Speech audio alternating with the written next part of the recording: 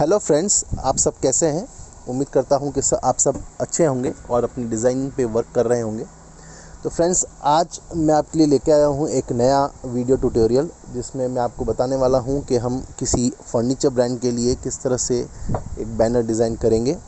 और आजकल जैसे कि अगर आपने नोटिस किया हो तो सर्कल पैटर्न जो है बहुत ज़्यादा चल रहा है। तो इस डिज़ाइन में भी हमने सर्कल पैटर्न यूज़ में लिया है और कोशिश की है कि इसको हम बहुत ज़्यादा अपीलिंग और ट्रेंडिंग बना सकें। तो इस वीडियो को शुरू करने से पहले मैं आपसे यही रिक्वेस्ट करूंगा कि आप जो है, अगर आपने हमारे इंस्टाग्राम और फेसबुक पोस्ट को, फेसबुक हमारे फीड्स को आपने अगर सब्सक्राइब नहीं किया है तो आप उसको सब्सक्राइब कर लीजिए, क्योंकि जो भी डिज़ाइन मैं क्रिएट करता हूं वो सबसे पहले हमारे इंस्टाग्राम और फेसबुक पेजेस पे ही आता है। तो अगर आपको जानना है कि हमने कौन सी डिज़ाइन क्रिएट करी है और कौन सी डिज़ाइन अगली आने वाली है, तो आप हमारे फेसबुक और इंस्टाग्राम फीड्स को ज़रूर सब्सक्राइब कर लीजिए। और अब हम स्टार्ट करते हैं इस वीडियो को और देखते हैं कि हम इसको किस तरह से एक क्रिएटिव तरीके से डिज़ाइन कर सकते हैं।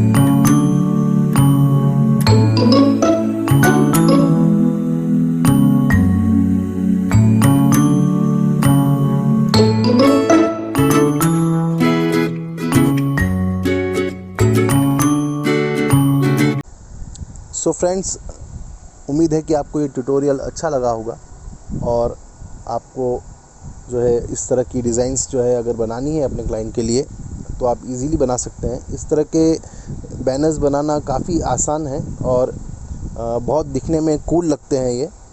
तो मैं यही चाहूँगा कि आप इस तरह के ट्राई कीजिए बनाने को। और मैं ये भी चाहूँगा कि अगर आप बनाते हैं तो आप हमें ज़रूर कमेंट करके बताइए और शेयर कीजिए अपने बैनर्स, अपने डिज़ाइंस हमारे ईमेल पर digitaltaldar@gmail.com।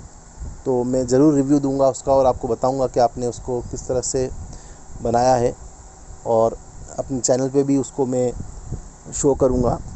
सो friends, thank you for watching the channel, thank you for watching this video and आपकी अप्रिसिएशन हमको रिक्वायर्ड रहती है, तो कमेंट तो ज़रूर कीजिएगा। Thank you for your time. Bye bye for today.